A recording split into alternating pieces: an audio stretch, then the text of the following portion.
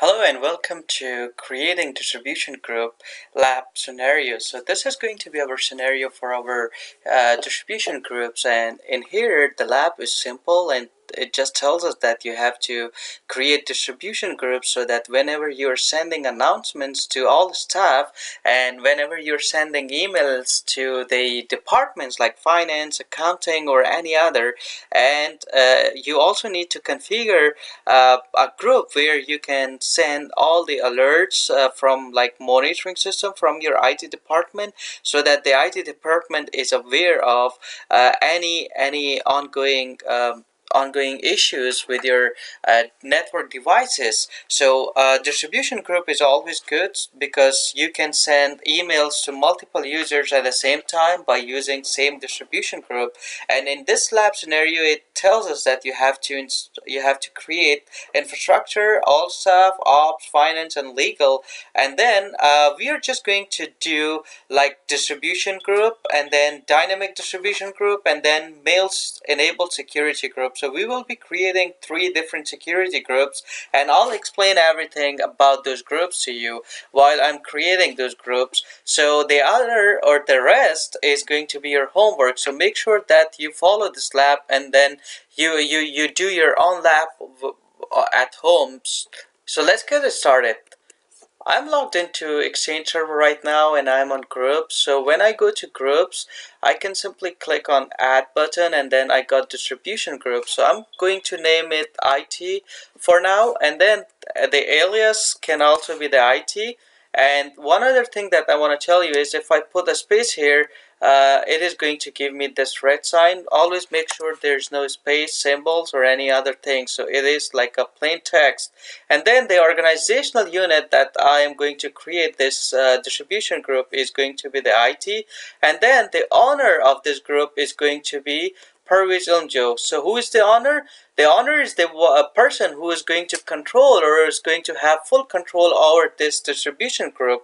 And then the members, who is going to be the members? So if I add Parviz and Jeff as a member, so whenever you send an email to IT at Elmjo Tech, it's going to send an email to Jeff and Parviz and any other members that is added in here. So one of the other good things about the owner is that the owner got full control, and owner can also do these two things actually. So whenever a user wants to join or leave this group, do you want to make it like open? When you say open, it means that anyone can join this group without being approved. So if I am the user in your organization, I can simply say, hey, I want to join this group. Okay, the group will say, I am open, just join me, and I'll be added as a member in here. And then the closed, if I choose the closed one, what's going to happen is that all requests will need it will be needed, like it will need an approval from the owner. So or it is what it is going to do is it is going to actually, this is for owner approval, which means that the owner Parviz Ilmjo will have to approve. But this one is closed. Closed means that the owner or the Parviz Ilmjo can only add members to this group, and if someone sends a request, it's going to reject it automatically and it's not gonna accept it because it is closed. So the other one is to leave. So if for example Jeff wants to leave this group, if I keep it open, Jeff can leave it anytime.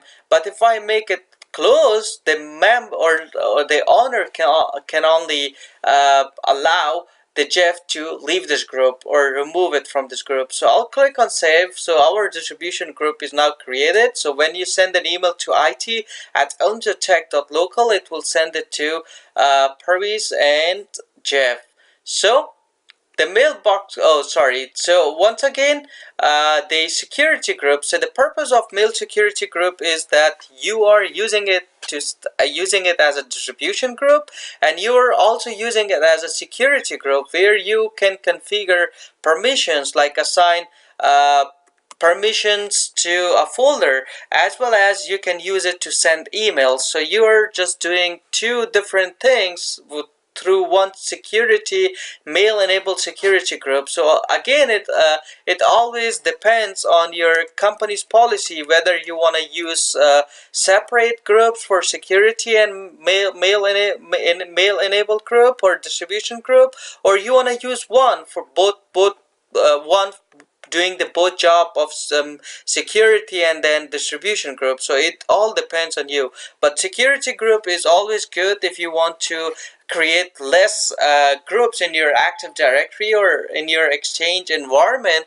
What you can do is you can create these mail enabled security groups, and then you can assign permissions or just grant access permissions to folders or any other things that you have, as well as you can make it as a distribution group. So two things with one mail enabled security group. So ops is going to be the alias name, and I'm gonna put it to the organizational unit for IT again.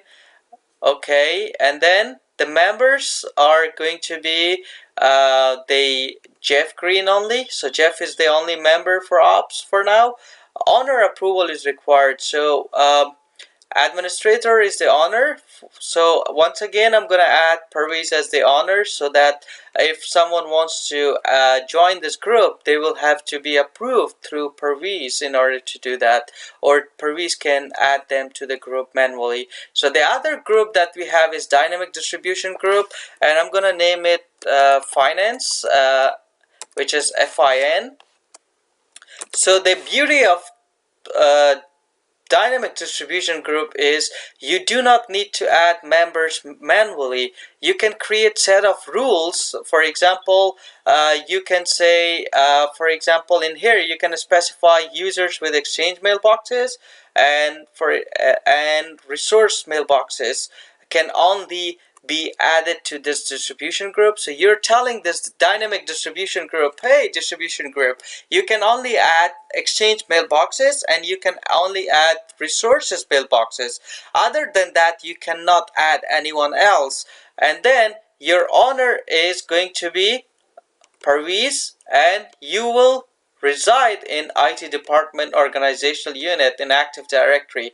So when I say you can just add members based on rule, that means that you can create different set of rules. For example, all those users whose settings is matching the company name as Elmjo Tech can be added as a member of this group. So dynamic distribution group is going to add members automatically by matching the rules. It will go to each user's properties and see, okay, whose property is having a company name of Elmjo Tech. Oh, Jeff is having, for example, let's go to Jeff. If I go to Jeff mailbox and then I go to organization, so you see that it is Elmjo Tech. So what dynamic distribution group that we created is going to do, it's going to say, okay, I will only add Exchange mailboxes, and I will only add resource mailboxes. Other than that, I will not add anyone, and then I will only add those users as my member who is having the company name of Elmjo Tech, and then they are on organizational unit of ID department. I can remove this if you only want to have one set of rule. So that's how the distribution, the value recipient container cannot be null. Okay, so I just deleted that. That's why it's giving me the error. So that's how the dynamic distribution group works. It adds the members automatically based on the rules that you have created. So I hope that you have learned the concept of these three groups. And once we have our Outlook set up, I'm just going to send an email, and you will see that who is going to receive the emails when they are a member of this group. So I hope you have learned something from this group settings that we have in Exchange Server and group creation actually. And I really thank you for watching, and I'll see you next